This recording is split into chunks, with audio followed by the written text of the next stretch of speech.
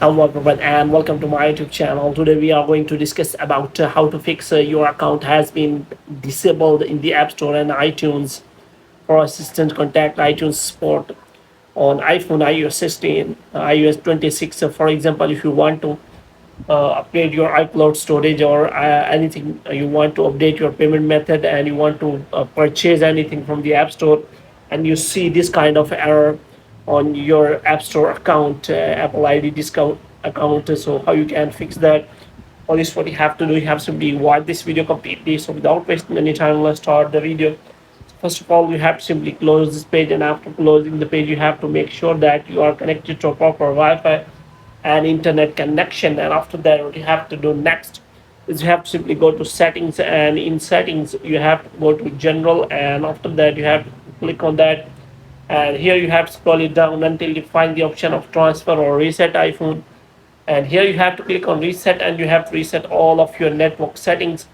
Now what you have to do, you have to simply go back and you have to simply click on name or Apple ID here, and here you have to simply make sure that you have provided the correct payment method, and your payment method has not expired.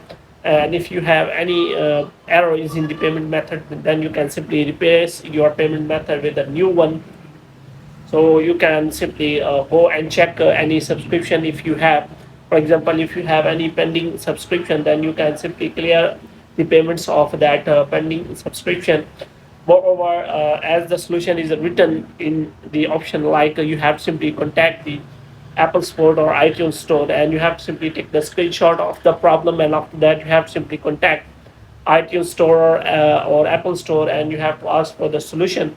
And if after that, moreover, you can also contact Apple discussion forum, and you can ask for the solution from the Apple community, so that how they solve that error. So in this way you can simply check for that solution also. So hope you have liked this video. If you get more videos like these, you can subscribe our channel.